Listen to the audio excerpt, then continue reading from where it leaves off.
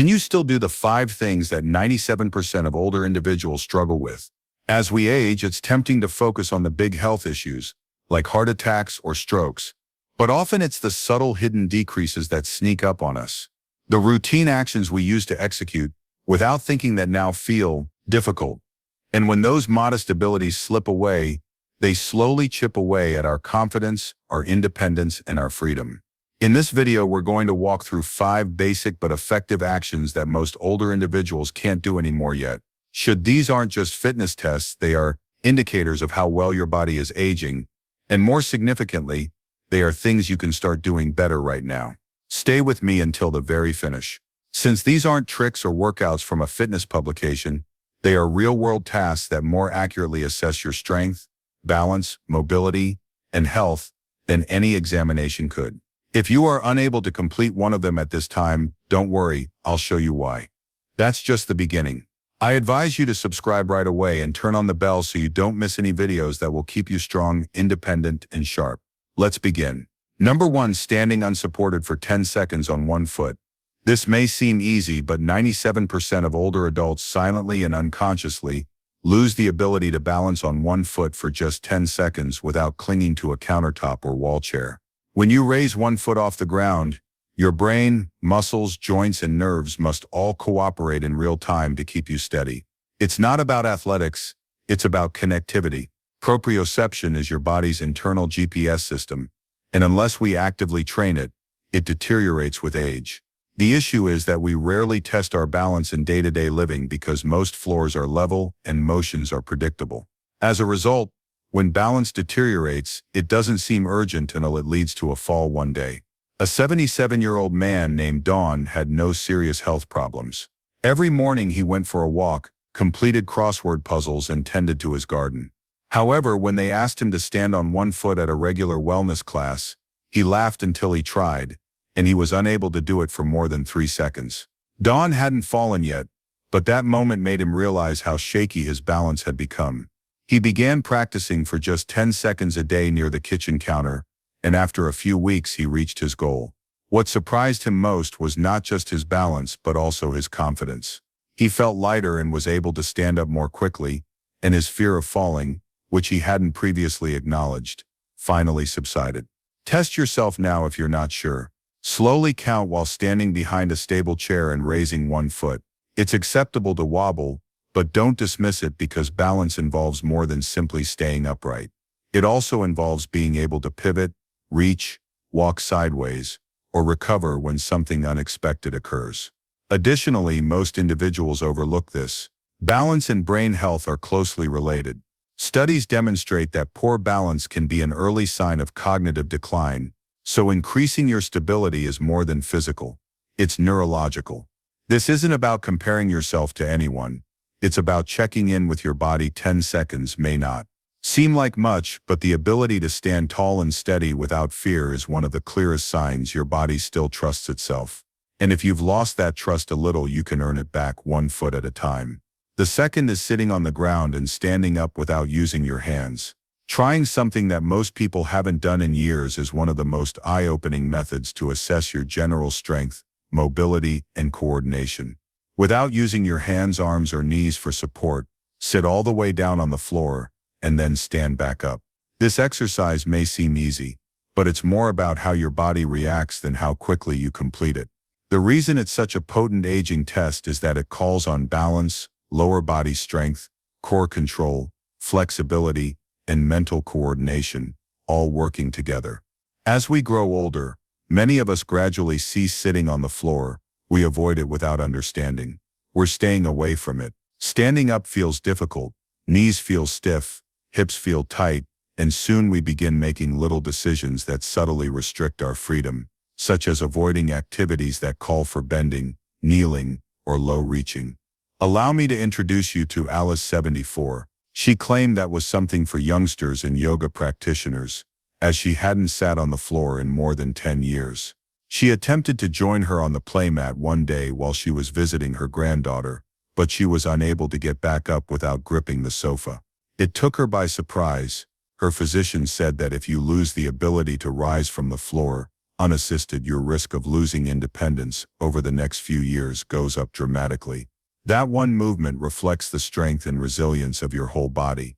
Alice began practicing, first using a pillow, then using supported squats to strengthen her legs, mild stretches to release her hips, and core exercises. She claimed that being able to sit and stand without using her hands after weeks of practice made her feel 20 years younger.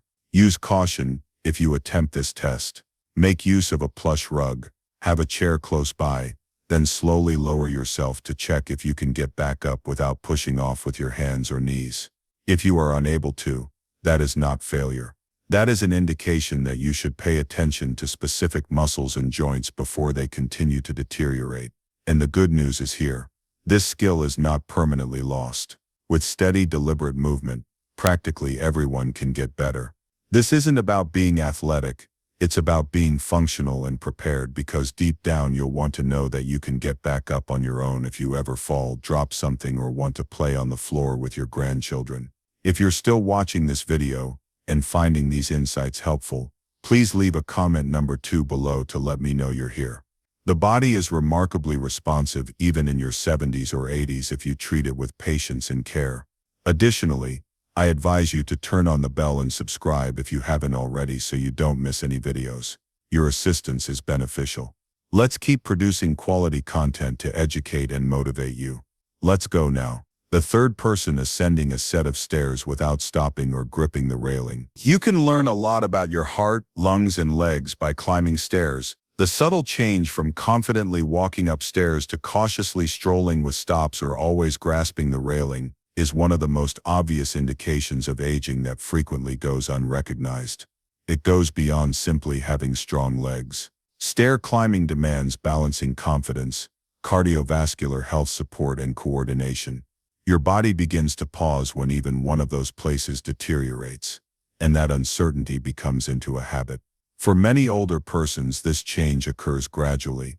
Initially, there is mild knee pain, followed by possibly mild dyspnea, and then a tendency to use the railing as a precaution. However, what starts off as preventive can easily turn into reliance. Allow me to tell you about Glenn, 79, who spent more than 40 years living in a 2-story home. He used to run up the stairs without thinking, but recently he's been stopping to grip the railing. He hadn't told anyone on the way up until one morning when his foot didn't lift high enough, and he almost fell.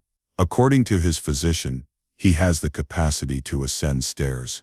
Since independence and heart health are strongly predicted by being unassisted, Glenn took it seriously. To increase his endurance, he began performing basic leg-strengthening exercises like step-ups, wall sits, and calf lifts, and concentrated on walking every day. He became aware that he was no longer winded by the third step after a few weeks, and a few months later he was able to climb an entire flight without using the rail. Pride, which is even more valuable than strength, followed. Your body is still functioning effectively if you can climb stairs without using your hands or stopping to catch your breath. However, if you struggle even a little, that's a warning sign that you should pay attention to. It could be tight hip flexors or weak glutes, insufficient ankle mobility, or a general decline in cardiovascular fitness. However, none of those things are predetermined.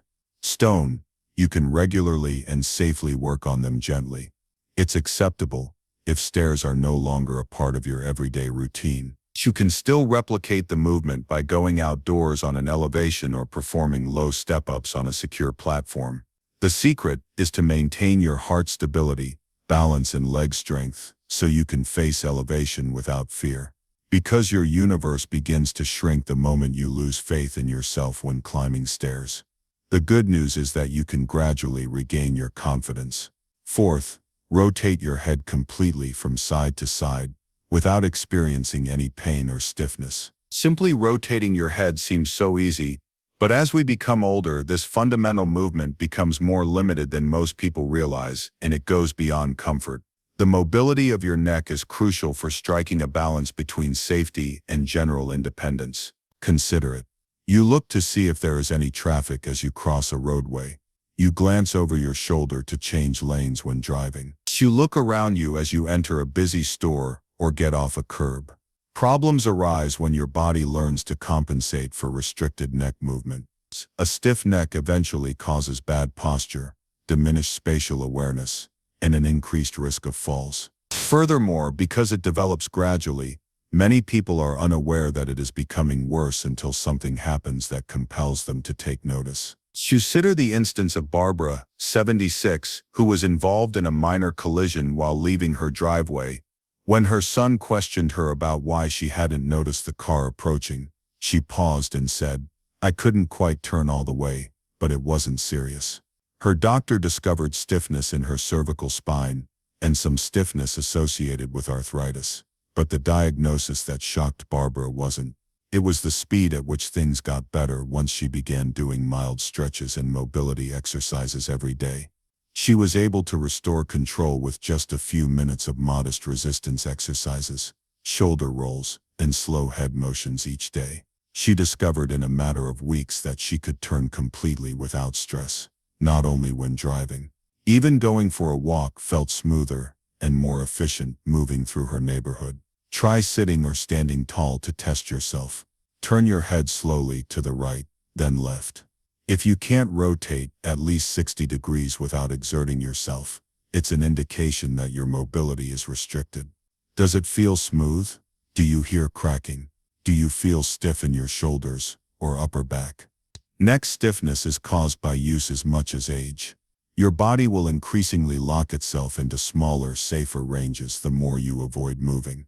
However, those secure spaces make your world smaller, and your entire feeling of equilibrium and awareness deteriorates when your head is restricted. Fortunately, you don't have to be as flexible as a gymnast. Restoring sufficient mobility to move in a safe, comfortable, and confident manner is all that is required, and it begins with little, regular attempts.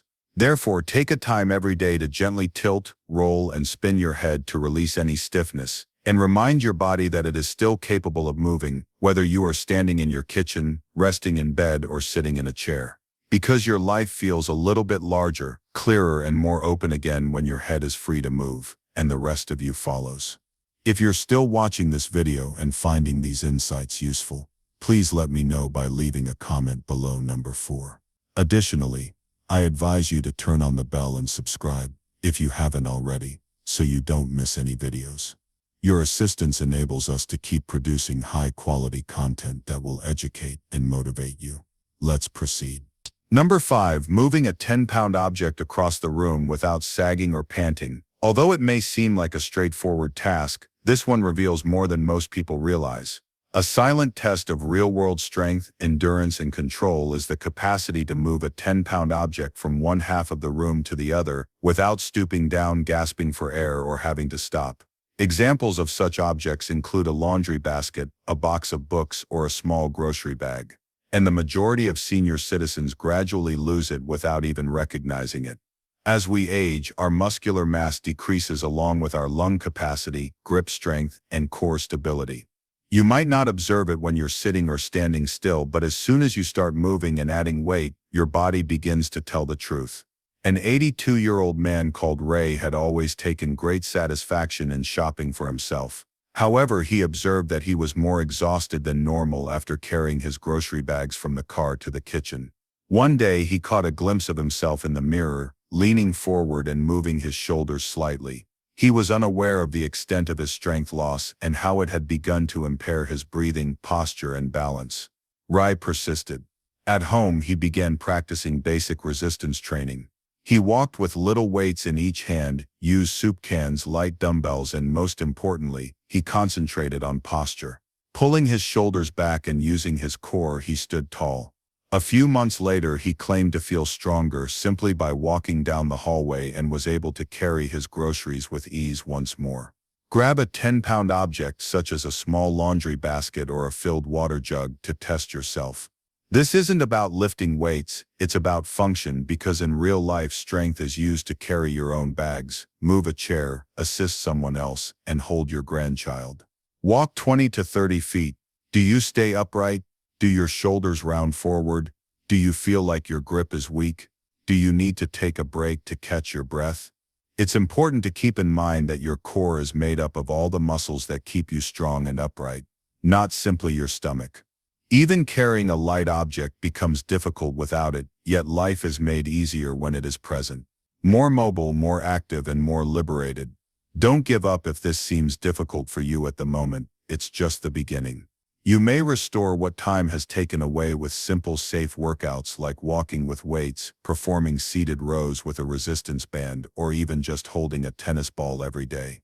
Because in reality, being strong after 70 is about embracing your life, your home, and your future rather than flaunting it. Concluding remarks. Now that you've seen Turpin all 5 of these typical motions, how many could you comfortably do? Here's the truth. 1, 2, or perhaps none at all. This video isn't intended to test you, rather it's meant to awaken the part of you that still wants to grow, challenge, and strengthen, even if you haven't felt that way in a while. People over 70 begin to lose these fundamental skills gradually and without anyone else noticing, including themselves. Then one day a simple task feels harder, a step feels shakier, a breath feels shorter.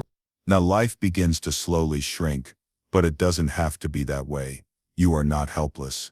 When you pay attention to your body, it continues to listen.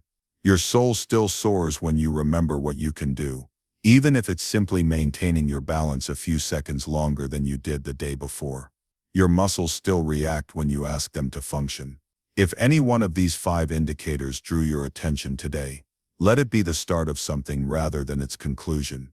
See how the smallest effort results in the largest change by taking on a task today and then again tomorrow.